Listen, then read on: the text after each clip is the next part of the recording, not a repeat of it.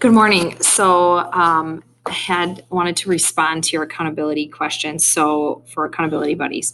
So, when I did accountability buddies in my classroom, I would change up whether I would assign the accountability buddy or whether I would let them choose. So, if they chose, then they would have to find somebody who is like 10 percentage points below their percentile. Or if you're using the assignments, that was a few hundred points lower in the skill you were working on for them to be partnered up. So, but let's say you're using the percentage. So, a 45 percentage kid might work with a 22 percentage kid, something like that. And for that day, then they would work together and they would know. So both kids would have their Khan Academy mission assignments, whatever they're working on, open. But the higher percentile kid, so the 45 percentile kid, if the 22 percentile kid got stuck and they needed help, that kid would need to stop instantly and be their teacher for that question and really explain how to do it. And when and before you would start for the day, I would have them write down the percentages that they were starting at. So the 22% kid would write on a post-it, I'm starting at 22%. And by the end of the block or by the end of the 20 minutes, some days I would have a contest. So whoever would grow the highest percentile or whoever gained the most mastery points that day in their accountability buddy group. So the kid who is at 45%, his percentile does not count because I want them to be invested in the 22% kid.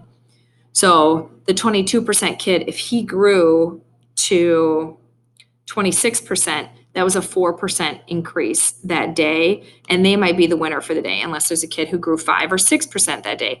And then both kids, the 45% kid and the 22% kid, gain that reward or that incentive. And a lot of times I just did 10 minutes of free time during our ELA block where they could do whatever they wanted during that 10 minutes. They could take a nap, they could draw, they could play some computer game that they look forward to. Other days, I would say sit next to your accountability buddy, work on Khan Academy for 20 minutes, and I'm looking for who's the best teacher and learning team out there. So kids I saw really taking the time to teach one another, and then the lower percentile kid really accepting that teaching, accepting that because that's not easy either.